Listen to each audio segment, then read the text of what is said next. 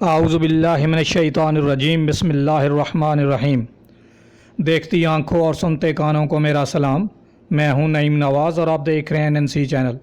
ہم آپ کو NNC چینل پہ خوش آمدید کہتے ہیں اور آپ سے گزارش ہے کہ ہمارے چینل کو سبسکرائب کیجئے، ساتھ میں لگی بیل آئیکن کے اوپر کلک کیجئے اور ہماری ویڈیو کو لائک کیا کیجئے اور اپنے تمام دوست احباب کے ساتھ شیئر بھی کیا کیجئے۔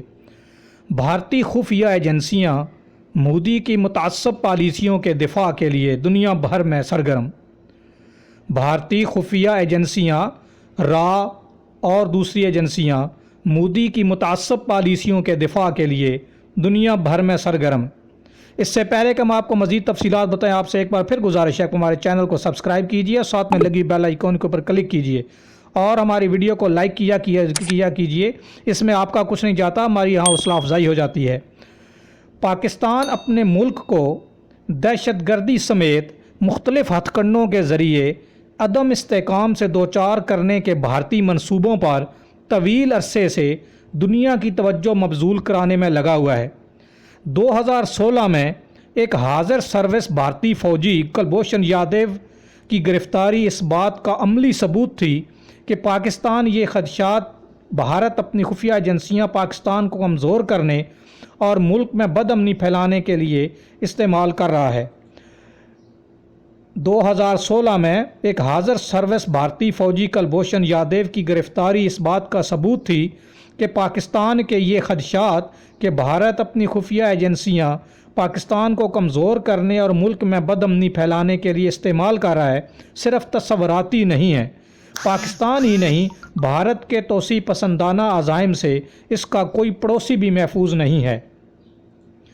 گزشتہ ماہ ایک ششدر کر دینے والا واقعہ رونما ہوا جس سے پتہ چلا کہ یہ صرف اس کے پڑوسی ہی نہیں بلکہ ہزاروں میل دوری پر واقع ملک بھی اس کی دستبر سے محفوظ نہیں ہے۔ کینیڈا کی گلوبل نیوز نے انکشاف کیا کہ بھارت کی خفیہ ایجنسی پاکستان کے خلاف کینیڈا کے سیاستدانوں پر اثر انداز ہونے کے لیے بے پناہ رقوم خرچ کرتی رہی۔ اندازہ لگائیں آپ کہ یہ کس قسم کے خفیہ آپریشن کرتے ہیں، اور انہیں خفیہ طور پر پاکستان کے خلاف غلط معلومات بھی دی گئیں۔ انکشاف کے بعد مطابق بھارتی خفیہ ایجنسیوں را اور انٹیلیجنس بیورو IB نے کینیڈا میں یہ آپریشن 2009 سے شروع کر رکھا تھا۔ گزشتہ ماہ ایک ششدر کر دینے والا واقعہ رونما ہوا جس سے پتہ یہ چلا کہ صرف بھارت کے پڑوسی ہی نہیں بلکہ ہزاروں میل دوری پر واقع ملک بھی اس شرانگیزیوں سے محفوظ نہیں ہے۔ کینیڈا کی گلوبل نیوز نے انکشاف کیا کہ بھارت کی خفیہ ایجنسی پاکستان کے خلاف کینیڈا کے سیاستدانوں پر اثر انداز ہونے کے لیے بے پناہ رقوم خرچ کرتی رہی اور انہیں خفیہ طور پر پاکستان کے خلاف غلط معلومات بھی دی گئیں۔ انکشاف کے مطابق بھارتی خفیہ ایجنسیوں را اور انٹیلیجنس بیورو نے کینیڈا میں یہ آپریشن 2009 سے شروع کر رکھا تھا۔ ایکسپریس ٹریبیون سے بات کرتے ہوئے پاکستانی عہدیداروں اور کچھ معروف ماہرین کا کہنا تھا کہ اس انکشاف سے اندازہ لگایا جا سکتا ہے کہ یہ بھارت کا محض ایک خفیہ آپریشن نہیں ہو سکتا، وہ اس طرح کے اور دیگر آپریشنز میں بھی یقیناً مصروف ہوگا۔ ایکسپریس ٹریبیون سے بات کرتے ہوئے پاکستانی عہدیداروں اور کچھ معروف ماہرین کا کہنا تھا کہ اس انکشاف سے اندازہ لگایا جا سکتا ہے کہ یہ بھارت کا محض ایک خفیہ آپریشن نہیں ہو سکتا، وہ اس طرح کے اور دیگر آپریشنز میں بھی یقیناً مصروف ہوگا۔ ماہرین نے یاد دلایا کہ چند ماہ قبل جرمن حکام نے بھی ایک بھارتی جوڑے کو گرفتار کیا تھا جو مبینہ طور پر را کے ساتھ رابطے میں تھا اور اسے کشمیری نژاد جرمن شہریوں کی جاسوسی کا کام سونپا گیا تھا۔ خاص طور پر کینیڈا میں انہوں نے کینیڈا کے سابق سفارتکار اور حالیہ سیاستدان الیگزینڈر کا بھی حوالہ دیا، جس نے نہ صرف میڈیا میں آ کر پاکستان پر افغانستان میں عسکریت پسندوں کی مدد کا الزام عائد کیا بلکہ بطور وزیر امیگریشن بھارتی شہریوں کے لیے نئی ویزا اسکیمیں بھی متعارف کروائیں۔ ماہرین نے یہ انکشاف بھی کیا کہ کینیڈا کی ایک ایرو اسپیس فرم کے صدر اور ان کی اہلیہ کو بھارتی ایجنسیوں کے ساتھ روابط کے باعث قومی سلامتی کے منصوبوں سے بھی ہٹا دیا گیا۔ ایکسپریس ٹریبیون سے گفتگو کرتے ہوئے دفاعی تجزیہ نگار میجر جنرل ریٹائرڈ انعام الحق نے بتایا کہ بھارت کے 3 مخصوص مفادات ہیں جن کے تحفظ کے لیے وہ اپنی خفیہ ایجنسیوں کو استعمال کرتا ہے۔ ایکسپریس ٹریبیون سے بات کرتے ہوئے پاکستانی عہدیداروں اور کچھ معروف ماہرین کا یہ کہنا تھا کہ اس انکشاف سے آپ خود اندازہ لگا سکتے ہیں کہ انڈیا کا محض یہ ایک خفیہ آپریشن نہیں ہو سکتا، اس طرح کے اور بھی دیگر آپریشن اس نے ابھی سٹارٹ کیے ہوئے ہوں گے، جس میں وہ مختلف ملکوں کے سیاستدانوں کو خرید رہا ہوگا، مختلف ملکوں کے افسران کو خرید رہا ہوگا اور پاکستان کے خلاف جھوٹا پروپیگنڈا کر رہا ہوگا، اور اسی طریقے سے لوگوں کو پاکستان کے خلاف ورغلا رہا ہوگا۔ جس طریقے سے اس نے جرمن میں بھی ہے، جس طرح ایک کینیڈا میں اس نے ایک سیاستدان ہے، اس کا نام الیگزینڈر تھا، اس کو صرف میڈیا پہ پاکستان کے خلاف افغانستان میں بھائی عسکریت پسندوں کی مدد کرتا ہے، اور اس کو یہ چیزیں پرووائڈ کی اور جھوٹے پروپیگنڈا کیا تاکہ وہ میڈیا پہ آ کے پاکستان کے خلاف بات کرے۔ تو یہ ماہرین نے یہ بھی انکشاف کیا ہے کہ یہ صرف کینیڈا کی ایک ایروسپیس کا ایک فرم کا صدر تھا، اور اس کی اہلیہ کو بھارتی ایجنسیوں کے ساتھ روابط کے باعث قومی سلامتی کے منصوبوں سے بھی ہٹا دیا گیا۔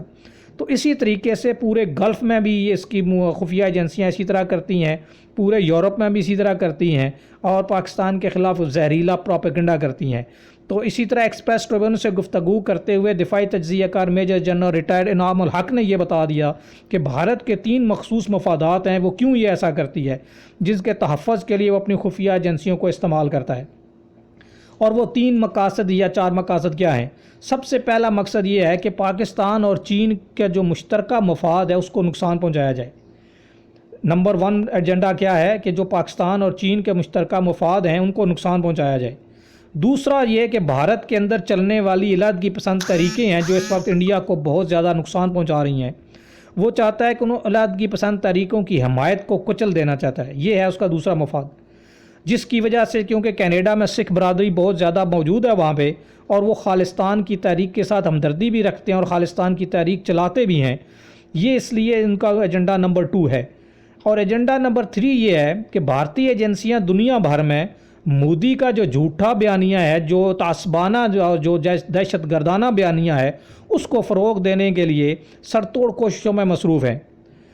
پاکستان کے سابق سیکرٹری خارجہ شمشاد احمد خان نے بھی اس کی تائید کرتے ہوئے کہا کہ اس وقت مودی کی زیر قیادت بھارت مکمل طور پر نسل پرستانہ اور فرقہ پرستانہ پالیسیوں پر عمل پیرا ہے، بلکہ یہاں تک کہنا چاہیے کہ یہ دہشت گردانہ پالیسیوں پہ عمل پیرا ہے، جس میں مسلمانوں اور تمام دوسری اقلیتوں کے اوپر ظلم کر رہا ہے۔ ہمیں میڈیا پالیسی بنانے کی ضرورت ہے۔ اس طرح ہمارے جو ماہرین ہیں، اور شمشاد احمد خان سابق سیکرٹری خارجہ ہیں، اس نے بھی اور دوسرے ماہرین نے بھی یہ کہا ہے کہ ہمیں بھی میڈیا پالیسی بنانے کی ضرورت ہے۔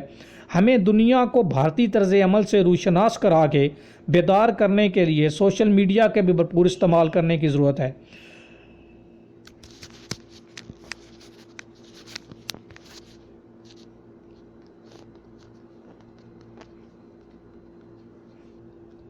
اس کے علاوہ پاکستان کو بھی چاہیے کہ وہ اپنے تمام سوشل میڈیا کے اوپر بھی ایکٹیویٹ کرے اپنے لوگوں کو، پلس اپنی میڈیا پالیسی ایسی بنانی چاہیے تاکہ اپنا بیانیہ اور انڈیا کی جتنی بھی اس طرح کی دہشت گردی کی چیزیں ہیں ان کو لوگوں کے سامنے پیش کیا جائے، تاکہ لوگوں کے سامنے اور پوری دنیا کے سامنے اس کو اس طریقے سے پیش کیا جائے جس طریقے سے وہ ہمیں پیش کرنے کی کوشش کرتے ہیں۔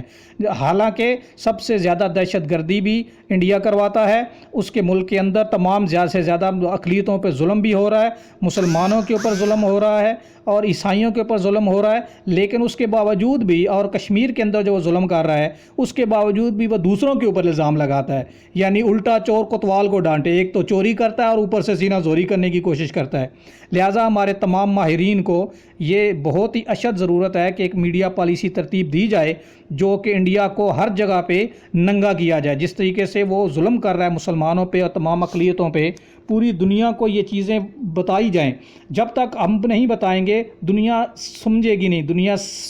دنیا کو سمجھ ہی نہیں آئے گی کہ انڈیا میں ہو کیا رہا ہے۔